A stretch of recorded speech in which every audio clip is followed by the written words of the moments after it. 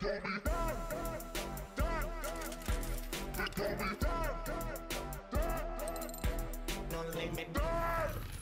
morning, good morning, good morning, good morning.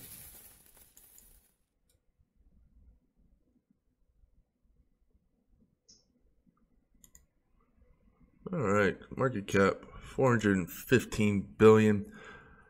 We definitely shot up. We shot up really, really high. I would call this, this wasn't that. So signs of a bullish market, if I want to get into the market, when it goes up that fast and it doesn't crash that hard, that's a good sign. Now, obviously, we're mid crash, right? We're kind of like on the edge right now, teetering. We could fall off a lot harder, or it could start the rebound, right? If it starts to rebound from here, it's a very, very good sign, especially for something like EOS. EOS went from $5, $4, all the way up to 20, almost $23 in a matter of a couple of weeks. And if it's just crash down to 17, and then it rebounds and steadily starts growing, that's very, very bullish, especially for a top 5 coin. Something with how much is the volume? It's third in volume. Not really fair to compare to Tether, because Tether is always going to be very high in volume.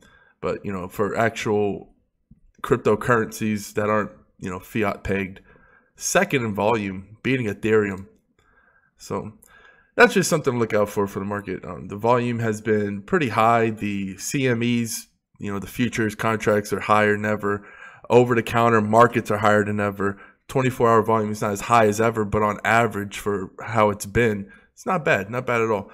And wanted to get into the mindset. I was going to talk about a few things today, but I'm going to go ahead and get into just the mindset of cryptocurrency, what you are purchasing. A lot of people think of a token, right? So people think of these coins that they're getting. It's not really that. So when I buy something, let's just use EOS for example. I buy an EOS token, EOS coin. Let's say the mainnet launches, everyone gets, the mainnet tokens, everything goes as planned, 21 block producers, 15% vote. Boom, we're off and running, the chain's going. What have you really purchased though? What have you really purchased? So you're purchasing, like we had the real estate analogy, but really what you're purchasing is access to a platform. And what you have is this token that has X amount of resources. Now, if you look at it, if you go on to the buying a home, right? People buy houses pre-construction, especially if you're in other countries outside the United States, Mexico, Costa Rica, places like that. The government, they just want their taxes. But when you're doing deals, deals go sour left and right. So when you're buying property before, there's some trust involved that the developer is not going to screw you over. So, the same way in cryptocurrency, but you get a better deal if the house ends up being great. So right now you're basically purchasing, you don't have anything right now. You're like guaranteed, you're not guaranteed anything, right? You're like given access to land that has nothing on it, right? And they're promising they're going to build this badass infrastructure on it. So that's where we're at with the EOS. So once the infrastructure is built, your token now is more valuable, because it's not just bare vacant land. It actually has something built on top of it. And the way it's going to continue growing in value is the more that's built on top of that, if you can keep thinking of the real estate analogy. So you can make your property, your virtual property, more and more significant, more and more valuable over time as the community grows, the network becomes more powerful, because the coin comes out, let's say for a blockchain that has access to X amount of data and speed, and then that 10x's over the couple of years, where your coin is now 10x more powerful. So it's not really a coin you think of. It's like a growing, living organism. It's the best way to think of it is just property, because it just, right now you have a vacant lot. If they do what they're going to say, you're going to have like this badass mansion built on top of it. And then it's just going to keep going from there, keep growing from there. And that's kind of how, so if you look at a bacon coin, Oscar Mayer, right? He's coming out with bacon coin. And when it first came out, it was worth 3 slices of bacon. Now it's worth 27 slices. So you can see that one coin, it grew from 3 slices to 27 slices. The coin's not a coin. It's access to something. And as it becomes more valuable, as the demand for it rises, it becomes worth more of whatever, bacon, whatever it may be. Something like a Civic. A civic token, I'm buying access to a vacant land. Once the marketplace comes up, there's going to be, you know, hotels. There's going to be things built on top of this land, services that I can use. And as the civic platform grows in value, my coin gets more and more value. I can get more out of it. I can utilize it more. That's where we're at right now. And it's funny because it's very true. A lot of the big YouTubers are bringing up that it's true that speculative coins that don't have working platforms, usually have more upside in terms of price action in the short term, because speculation runs rampant. You know, it's kind of like you're buying this piece of land and they're promising to build you like a badass casino, and everybody's like, oh man, you know, I'm going to make a lot of money once that's done. And when you actually launch the casino, it's weird. It's like a dump in the price because the speculation's gone. Once you actually built the product, it's like, okay, well, there's nothing else to really look forward to. Price discovery is a lot easier when there's a product. When there's no product, price discovery becomes almost impossible. But, you know, somebody who, you know, I help small cap coins, you know, I help advise No Limit Coin. When it comes to, you know, them saying, man, because they had a lot to launch, you know, you're talking about poker, esports, all the games coming out, you know, we could have easily have milked that, stretched it out. And that might have been the better play for a short-term thing. But I'm thinking, you know, I want mass adoption. I don't really care. Like, the price doesn't matter right now. I think people who get the first mover advantage and start building products now and not holding out, not trying to milk it, because, yeah, you know, your token could rise dramatically. And I'm not saying it's a bad thing. I'm just saying, like, if I had to make a choice between a rock and a hard spot, I would choose just getting it out there and trying to get into the world, trying to make a name for ourselves. We have a working product longer than most, right? That's what I think. That's what I think is the best. You get traction faster. First mover advantages are running out, right? Because crypto is popping up for everything. And before you know it, you're going to have to create and invent new things that weren't even out there to become a first mover. It's kind of like the internet. It's like right now it's very hard to become a first mover of anything on the internet. Now you have to kind of like create a new app out of your imagination to actually become a first mover in anything. And even then you're almost a half first mover because it's always attached to something. So, you know, right now the true first mover advantages right now, the people who are out there who have products or products immediately on the way.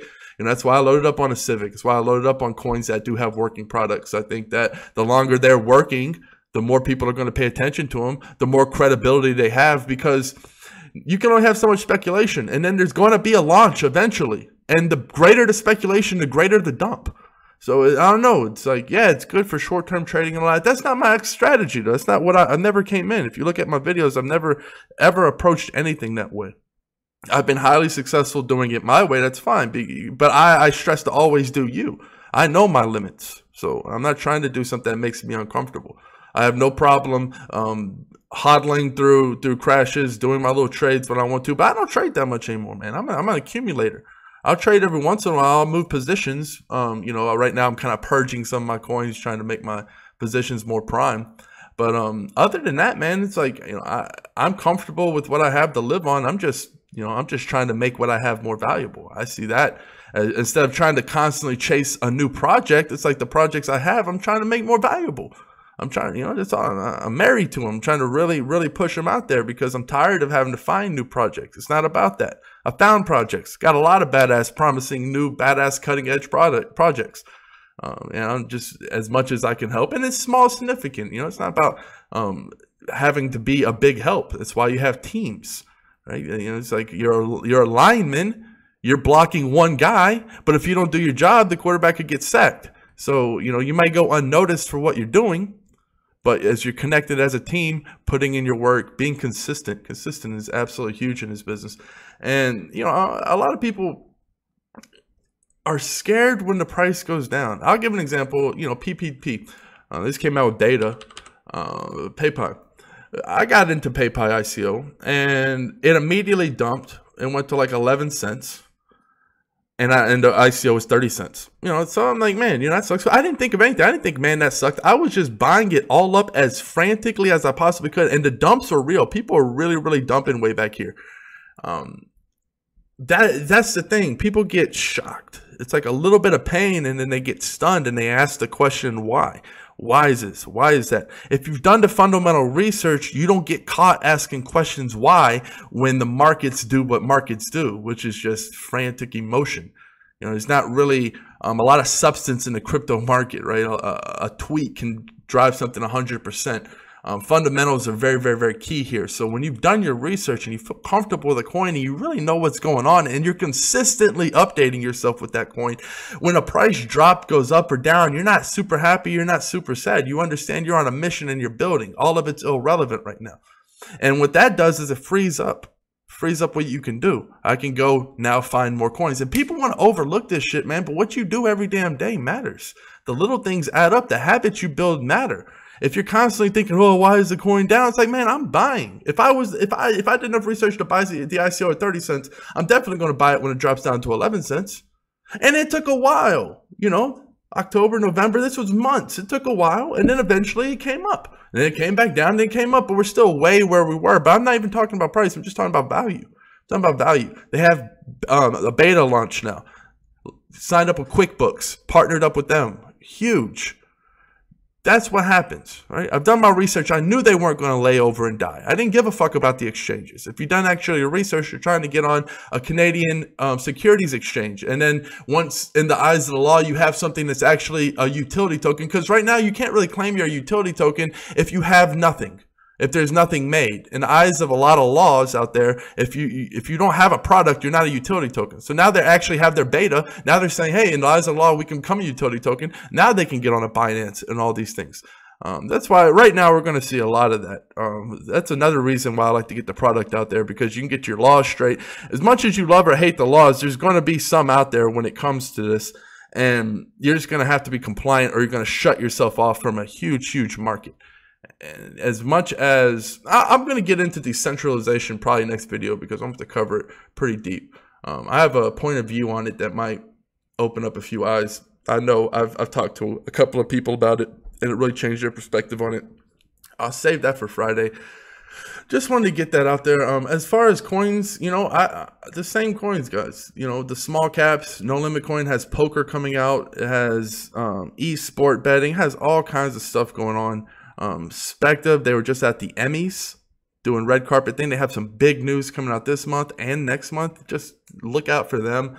Lots of, just groundwork, man. People out there hustling. I align myself with hustlers. I'm not out there with people sleeping. We're out there putting in work. If you're not putting out there work, if you don't got a fire in your ass, I'm not fucking with you. And you know, the people I'm fucking with, ONG, beta is launched. A lot of new features about to come out.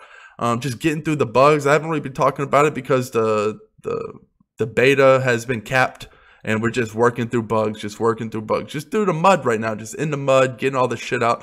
But a lot of promising things coming up for that. So, you know, those are just my super smalls. Bat, Civic, and Wax. Look out, because they're about to have key features coming out this year. Civic Marketplace, Bat, you're about to be able to get paid to watch ads. And Wax are actually going to have the Wax, the second token come out, where you have your, you know, internet marketplace to trade skins and virtual items. A lot of cool things, you know. Those are the projects, and I understand those things. You know, I don't get into too much things I don't understand. I know there's, you know, a big sleeper for me has been Icon. I think Icon's going to be a really great coin. However, you know, EOS, Ethereum, Neo. I'm sure I've got another one that I'm forgetting. Even Bitcoin Cash coming out with the opcodes.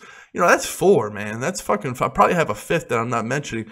That's 4 or 5. Different smart contract platforms. You know, I really don't need to throw a 6. Sometimes you have to have a Zen move, right? Sometimes you just have to have a Zen move.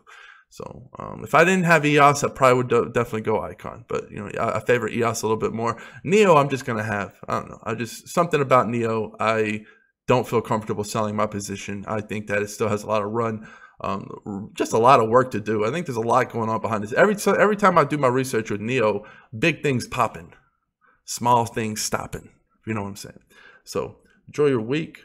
Friday, I'm gonna talk about what I was just talking about earlier with the decentralization and all that. I normally don't plan for my videos either. This was just, man, this is just in the middle of this. It just kind of happened, but I think it's pretty important. Kill it here though. Cheers. Peace.